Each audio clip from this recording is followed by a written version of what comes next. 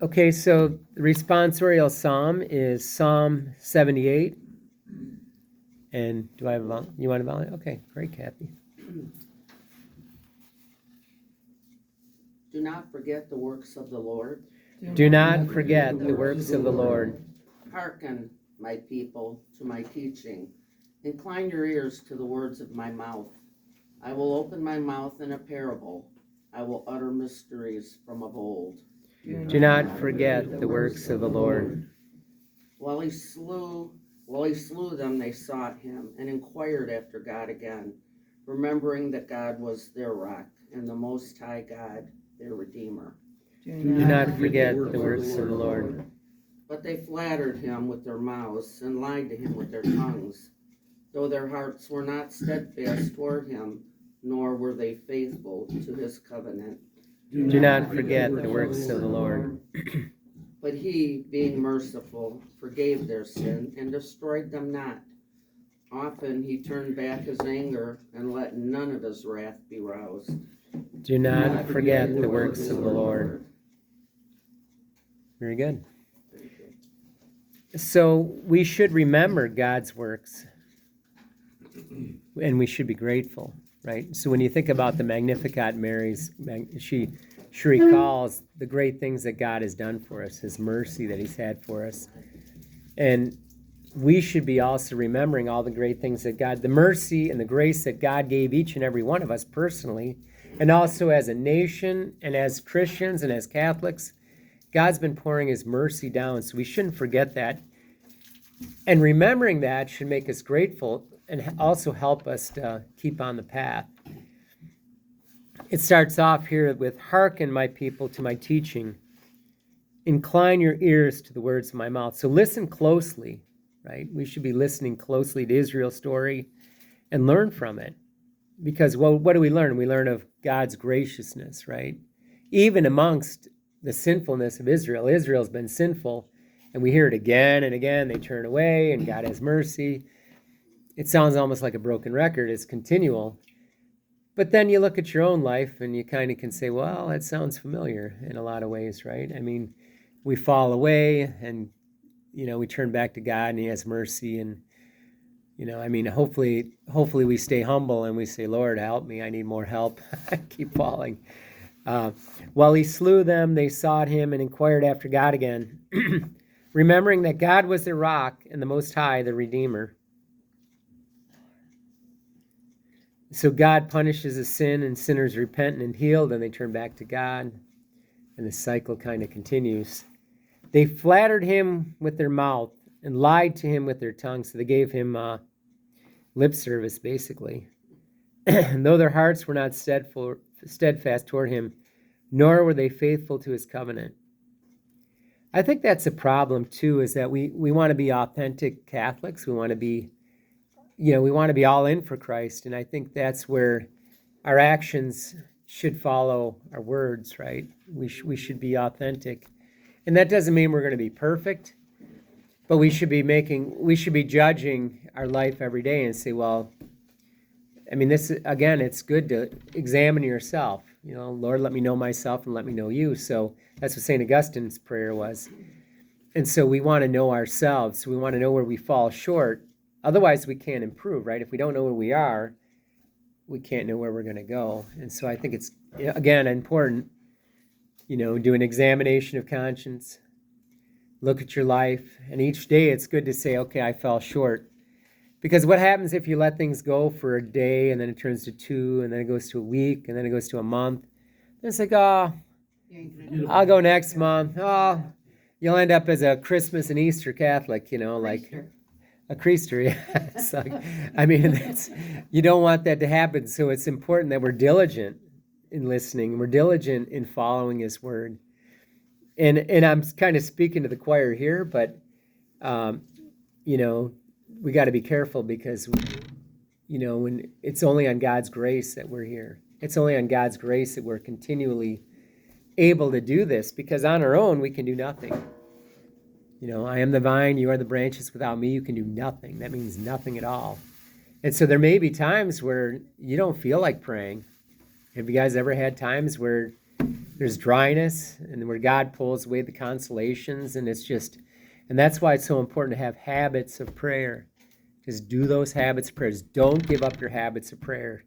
You don't want, you know what you do when you don't feel like doing something? You do it anyways, right? You just do it. So, if you don't feel like going to work, what do? You do it anyways, right? If you don't feel like, brushing your teeth, you do it anyways. You just do it.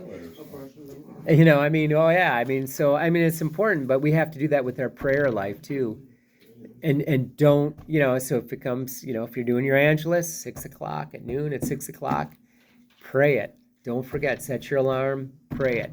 Do a chaplet, set your alarm for 3 o'clock, put a little ringtone on it that has the Divine Mercy, and it'll remind you. Because we get these habits of prayer, and it helps us. Do your divine office if you do that. And it's just important that we have this, because our life should be about praying and about turning to God, and that'll help us to not forget the works of the Lord, right? Go ahead. What does this mean when it says, while he slew them? He's killing them? So what happened? Right here. While he slew them, then they turned back. Right when he released the serpents, they turned back to him again. While he slew them, they sought him. So God was punishing them in their sinfulness. They turned back and he saved them. Because what did they do? They sinned against him. They called God, like in the first reading. Remember, they said, "Oh, you brought us out into the desert to kill us." They're applying evil to God and to Moses. And so he released the serpents, and then quite a few of them were dying, and they said, "Oh, we sinned against God." And so they turned back, and they gave, and then he gave them some recompense. But it's a good question, because it's hard, and some of the, go ahead, Kyle. I was just going to say, too, that a lot of the Old Testament, especially early stuff, a lot of it was written against, like, paganism, because that was in polytheism, because that was an ongoing issue in the region and with Israel. So a lot of things are written to get across the point God's in control of everything. Also, writers, and especially, like, give human attributes to God, so they probably did see it as God. God was the one killing people, even though it wasn't, and it was seen as, like, well, God's in control of everything. So, like, the point it's trying to get across is there's only one God, he's in control of everything.